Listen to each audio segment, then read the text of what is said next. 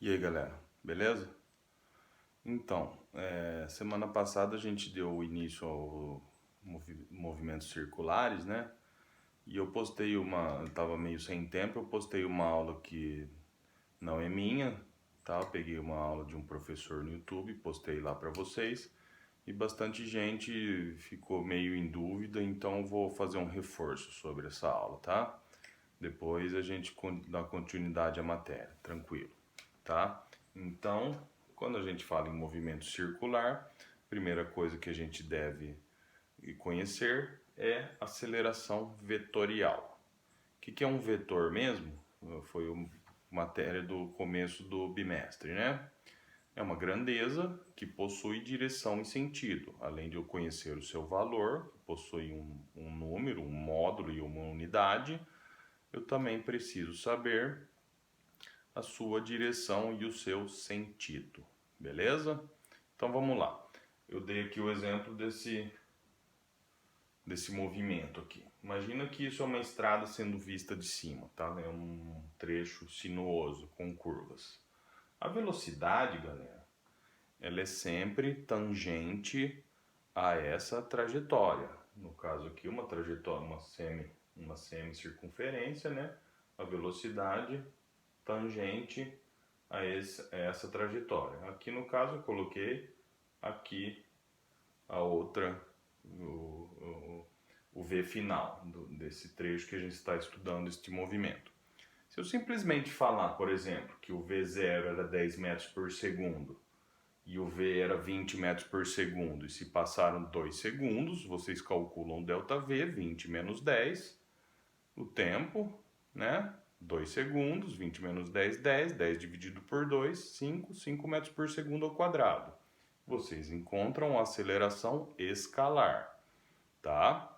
Porém, se eu pedir a aceleração vetorial, aí não é tão simples assim, tá? O que vocês vão ter que fazer?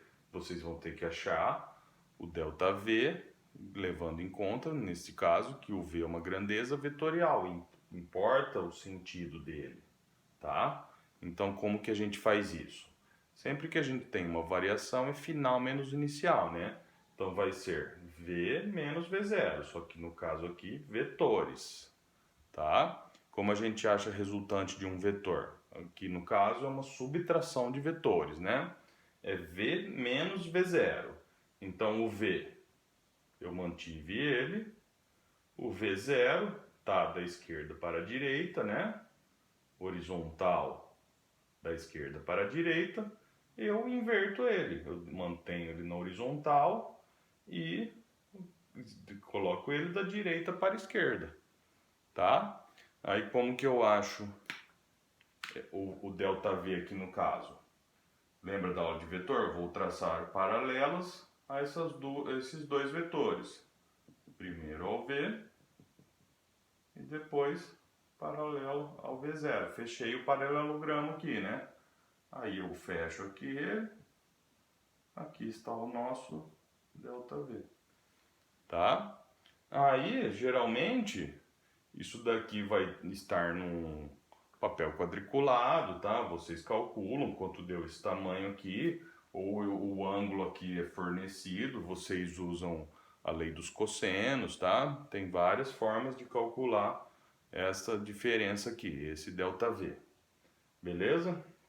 Então, vamos continuar. Não recapitulando. Se eu pedir aceleração vetorial, vocês vão ter que achar o delta da velocidade vetorial, tá? Não é simplesmente subtraí-los. Claro, se um tiver para a esquerda ou tiver para a direita, é só subtrair, né? Ou então formando um ângulo de 90 graus, vocês calculam Pitágoras, tá?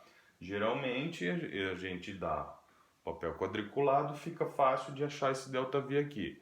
Ou então, se eu der o ângulo e os valores de V e de V0, vocês usam a lei dos cossenos, né? Como que é? Só para relembrar, V ao quadrado, ΔV ao quadrado é igual a V ao quadrado mais V0 ao quadrado mais 2VV0, o cosseno do ângulo, tá? Se alguém não lembra, só voltar algumas aulas atrás que eu falei sobre isso.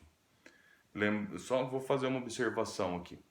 Na matemática, a lei dos cossenos é a ao quadrado igual a b ao quadrado mais c ao quadrado, num triângulo, né? Menos 2bc, o cosseno entre eles, tá? Na física, galera, a lei dos cossenos, o que diferencia? Esse menos a gente soma, porque é uma soma de vetores, né? Vai ficar a ao quadrado igual a b ao quadrado mais c ao quadrado, mais 2bc vezes o cosseno do ângulo. Toma cuidado com isso, tá? Beleza. Então vamos ver qual é a única forma de não existir nenhum tipo de aceleração. Quando a gente tem um movimento que está em uma trajetória retilínea e, além disso, a sua velocidade é constante. O cara não está pisando nem no acelerador nem no freio. Está mantendo, por exemplo, 100 km por hora em uma linha reta, tá? Agora, como a gente está estudando movimentos circulares, nos movimentos circulares, mesmo com velocidade constante, a gente vai ter aceleração, tá? Existem dois tipos de aceleração nos movimentos circulares. O que é um movimento circular? É uma curva, é um pêndulo, tá? Quando você, sei lá, amarra uma pedra num barbante e gira ele, tudo isso é movimento circular, tá? Aí a gente tem dois tipos de aceleração.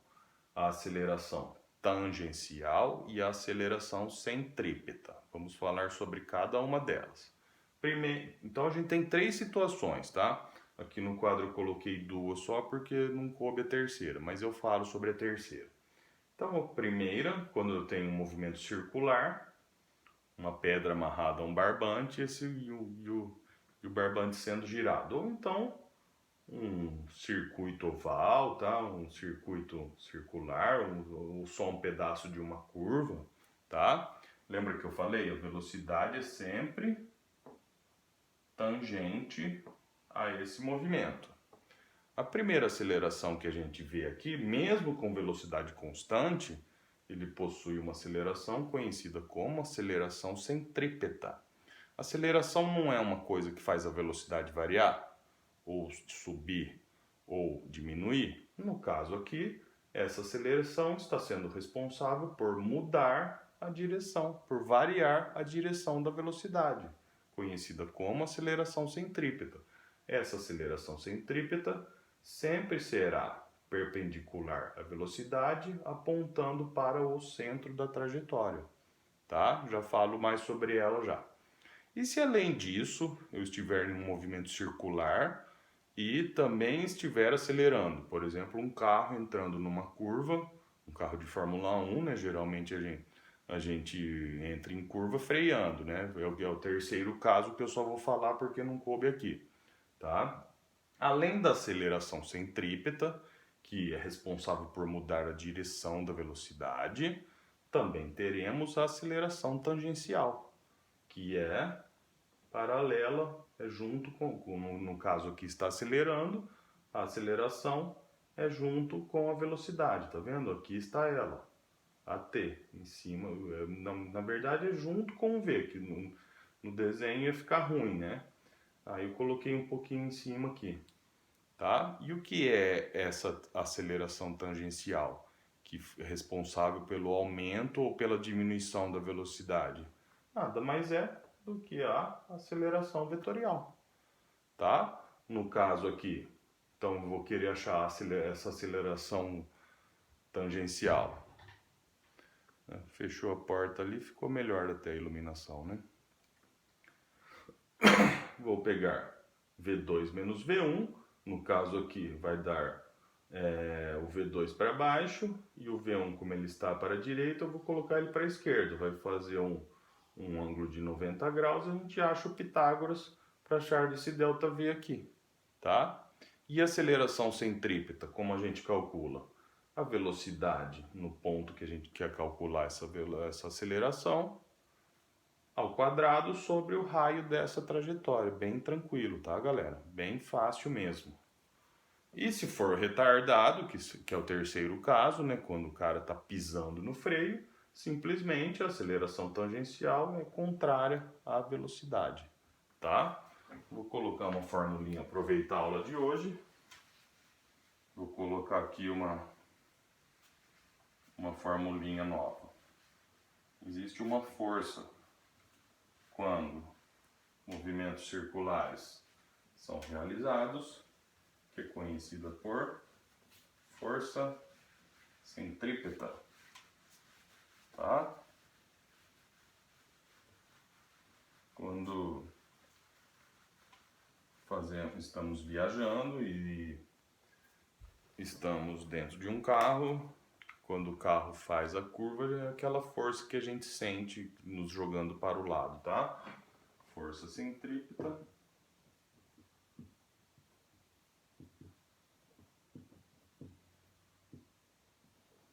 FCP é igual a massa do veículo, do objeto, do corpo em movimento circular, vezes a sua velocidade ao quadrado sobre o raio desta trajetória, tá? Parecido com a fórmula da aceleração centrípeta, né? Simplesmente eu adicionei a massa aqui. Para acabar a aula, eu vou fazer aqui um exercício que eu coloquei no último formulário sobre aceleração centrípeta, ou do trem-bala. Né? Um exercício que caiu no Enem, tá? Ele fala que o Brasil vai instalar o trem-bala, né? Quem dera, né? Sonho, né? Então ele fala que a aceleração centrípeta confortável é igual a 0,2 da aceleração da gravidade. Também fala que a aceleração da gravidade vale 10 metros por segundo ao quadrado e que a velocidade do trem é igual a 80 metros por segundo. No exercício original do Enem, na verdade, ele dá a distância que esse trem vai percorrer e o tempo. Vocês têm que achar a velocidade, ΔS por ΔT, tá? Eu sou legal, já coloquei a velocidade para vocês, tá? Ele quer saber qual deve ser o raio da curva, das curvas desta ferrovia, para que os passageiros façam uma viagem tranquila, sem correr risco de o trem descarrilhar, né? Então vamos lá. Como é a fórmula da aceleração centrípeta? V ao quadrado sobre o R, né? A aceleração centrípeta, ele falou que confortável para o ser humano é igual a 0,2 da aceleração da gravidade. Então vamos escrever isso daqui no lugar da aceleração centrípeta. 0,2, o G ele falou que vale 10, é igual a velocidade 80 metros por segundo ao quadrado sobre o raio que a gente quer, né? 0,2 vezes 10 dá 2, ou seja, a aceleração centrípeta é 2 metros por segundo ao quadrado, a aceleração responsável pela mudança da direção da velocidade, sempre apontando para o centro da trajetória. 8 ao quadrado 64, 80 ao quadrado 6.400, sobre o raio que a gente quer. Troco esse com esse de lugar, 6.400 dividido por 2, 3.200 metros, olha só. Tem que ser uma curva bem aberta, né? Imagina, uma velocidade de 80 metros por segundo, dá mais de 200 km por hora. E com um trem, que é um monstro, né? Toneladas, se não for uma curva assim, ele vai sair do trilho, né? Vai descarrilhar. Beleza, galera? Qualquer coisa é só chamar, tá? Valeu!